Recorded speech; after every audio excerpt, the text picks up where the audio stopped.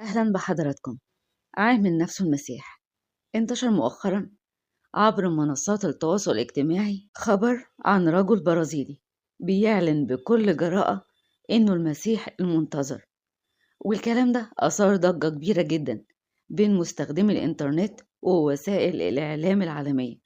والظاهرة دي مش مجرد ادعاء ديني، لكن مثال حي على قدرة البعض على جمع أتباع وإقناعهم بأفكارهم مهما كانت خارجة عن المألوف. وقصة الراجل ده ما ابتدتش من البرازيل، لأ، هو ابتدى من مجموعة من الدول الأوروبية.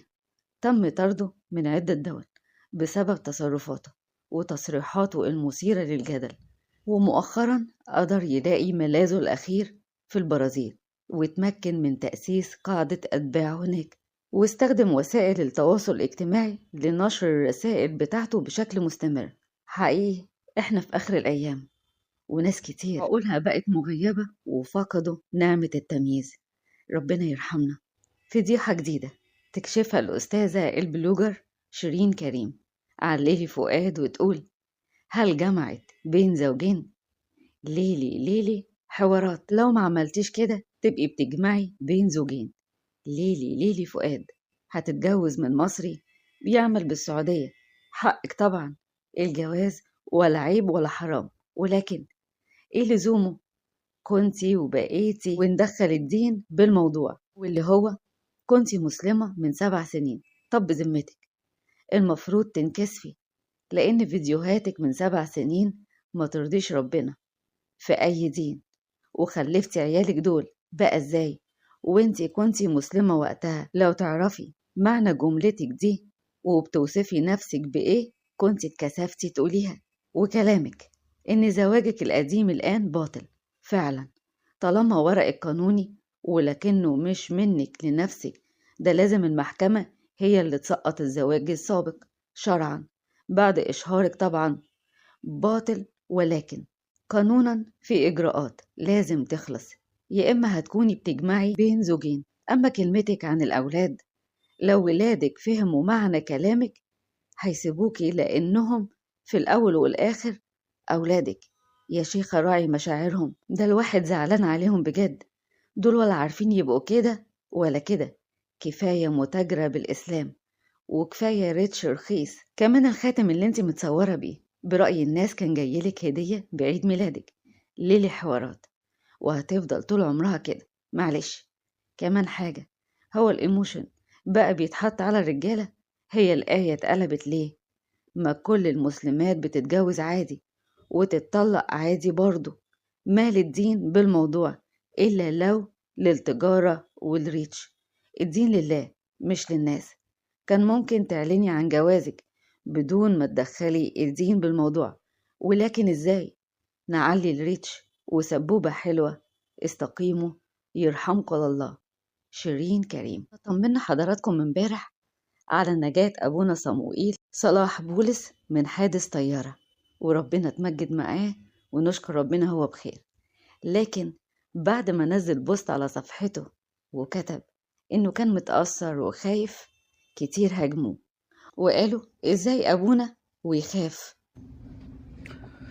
بسم الله والابن والروح القدس الإله الواحد آمين. النهاردة السبت الموافق 21 فبراير سنة 2026. عايز أحكي معاكم فيما حدث مساء أو ظهر الأمس الجمعة 20 فبراير. وقبل ما أحكي عايز بس الأول أشكر كل الحبايب اللي كلفوا نفسهم وقت واهتمامهم انهم يطمنوا ويسألوا. دي محبة كبيرة لا شك، انا ما استاهلش ولا جزء صغير منها يعني.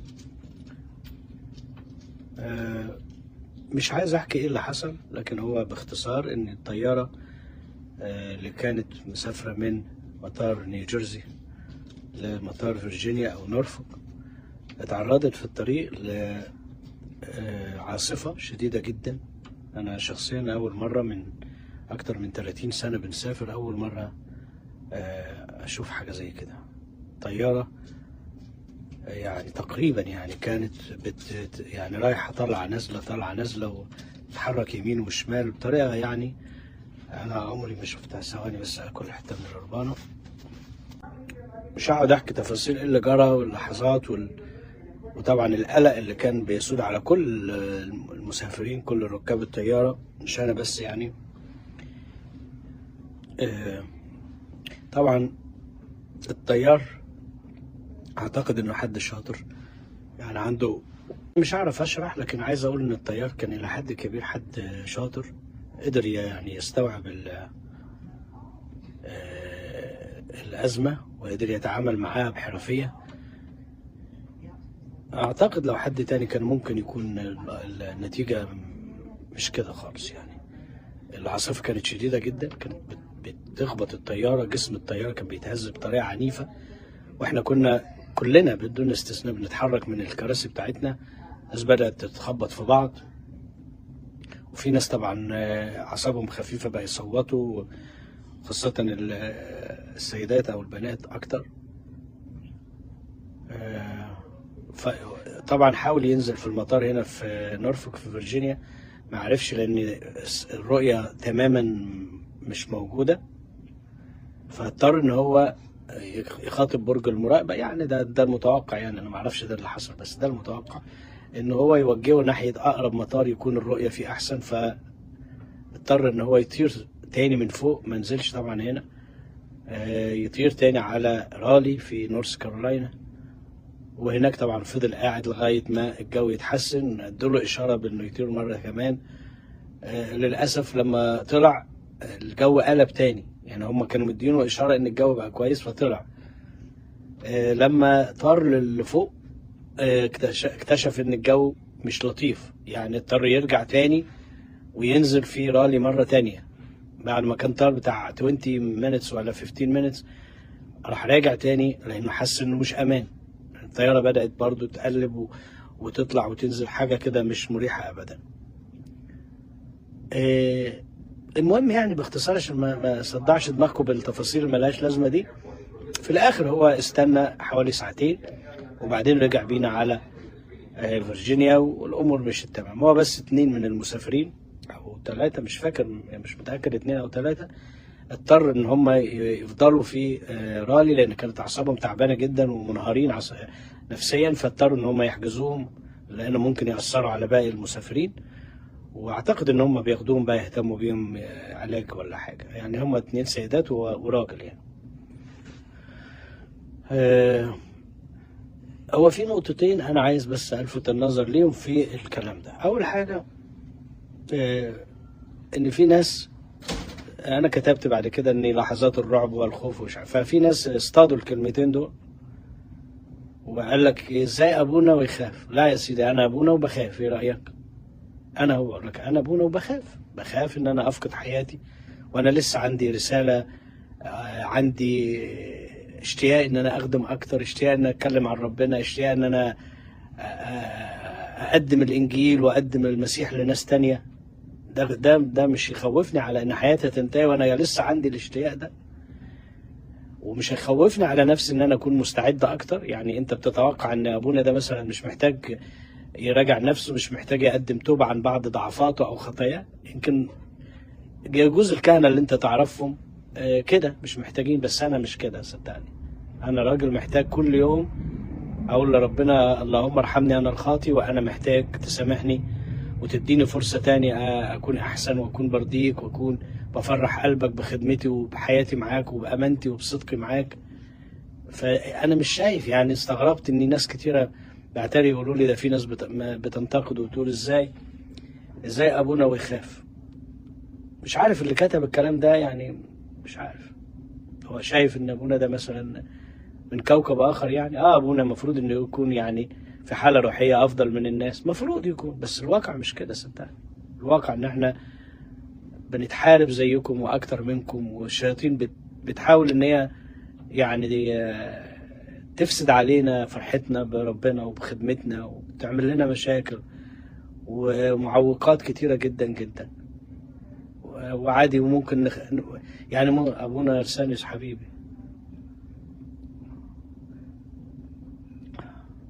ابونا ارسانيوس ارقمس جبرائيل، ده ابونا ده بقى عزيز جدا جدا في بني سويف في كنيسة العذراء في درب العيد. ابن الحبيب الغالي ابونا المتناحح ابونا جبرائيل استاذنا وابونا، هو بقى ده ابونا ارسانيوس يبقى ابن ابونا جبرائيل. نرجع لموضوعنا. فالاخ اللي انا اعتقد هو واحد تعليق واحد بس، مش اكتر. انا بصيت في التعليقات بسرعه يعني بعد القداس، فشفت واحد كاتب يعني ازاي ابونا ويخاف، فاديني رديت عليك. اجابتي مش مقنعه ليك، براحتك يعني، بس انا بقول لك انا يعني شيء طبيعي ان ابونا يخاف وان ابونا يقلق. وبعدين انا قايل لك في الرد حتى يعني يا سيدي التلاميذ كان معاهم الرب يسوع له كل المجد، ودول التلاميذ مش ابونا صمويل الغلبان، لا ده تلاميذ المسيح، يعني اللي اختارهم المسيح من وسط العالم كله يبقوا تلاميذه، اكيد كانوا افضل الموجود. ومع هذا لما الرياح هاجت عليهم والسفينه بدات تبقى في خطر، خافوا التلاميذ ونزلوا للمسيح السفينه من تحت وقالوا له اما يهمك ان نهلك. خايفين على نفسهم، خايفين على حياتهم، وكان معاهم المسيح جوه السفينه. فانت مستكتر عليا انا؟ ايوه المسيح معايا وفي قلبي، بس وجوده مع التلاميذ كان اقوى من الوجود اللي احنا بنحس بيه دلوقتي. معاهم هو بجسده بشخصيته بقوته بمهابته موجود في السفينه، ولما حصلت المشكله بدأوا يخافوا. فما يعني مش عايزك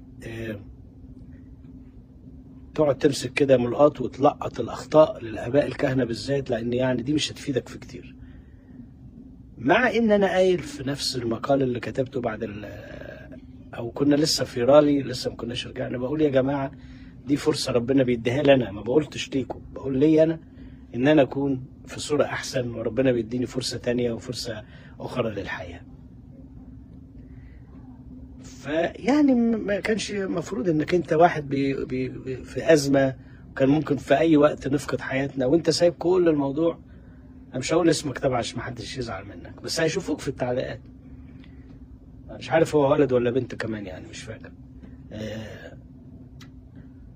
فده كان اللي اهم يعني، ان ربنا بيدينا فرص. انا هقول لكم بصراحه مشاعري كانت، لسه كنت بحكي مع احد الاباء الكهنه من بني سويف، كان بيطمن يعني، فبيقول لي يعني اوصف لي احساسك. قلت له لا مفيش وصف، انا ساعتها قلت ان الحياه ستنتهي، ان الطياره بتعمل كده ورايحه وبتتقلب. قلت خلاص هي لحظه من اللحظات الطياره هيفقد السيطره على الطياره وهنروح ننتهي. الحاجه العجيبه بقى اللي انا يعني مش قادر افهمها، الصبح وانا طالع من البيت على المطار من نيوجيرسي بدون اي ترتيب. انا في الغالب لما اكون مسافر باخد الايباد معايا وبقرا من عليه الكتب اللي هي الPDF اللي عليه، لانه اسهل من ان انا اشيل كتاب. المره دي بالذات اول مره، يعني مش عايز اقول المره الوحيده عشان ما اكونش مخطئ يعني، بس غالبا هي المره ان انا اخد كتاب ورقي معايا. لقيت نفسي بدون ترتيب باخد معايا كتاب حياه التوبه والنقاوه بتاع قداسه البابا.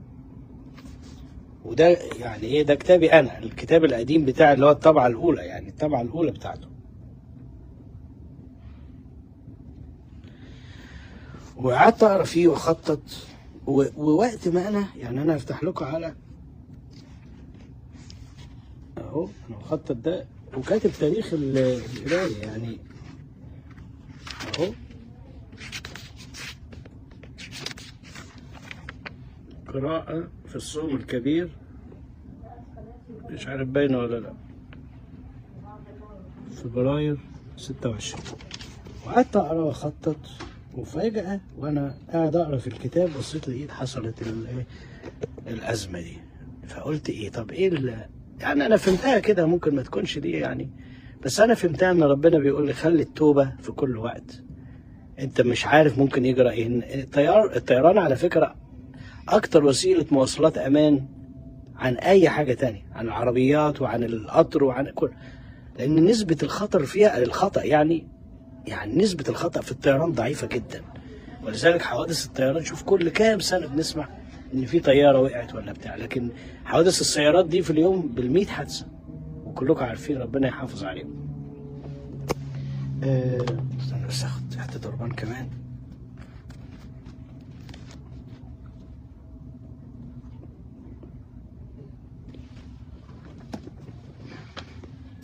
ف ده اللي حصل. انا طبعا مضطر ان انا انهي عشان ميعاد الطياره التانية نرجع النهارده نيوجيرسي. لازم اشكر كل الحبايب وكل الناس الجميله اللي يعني ابدوا اهتمام واتصلوا او بعتوا رسائل، وده يعني شيء انا مديون ليه لكل الناس اللي عملت كده. وربنا يحافظ عليكم زي ما انتوا قدمتوا محبة كده، ربنا يبارككم ويبارك محبتكم ونسمع عنكم كل خير وكل بركة. بشكركم جدا ونلتقي يعني قريب ان شاء الله في بث مباشر اخر.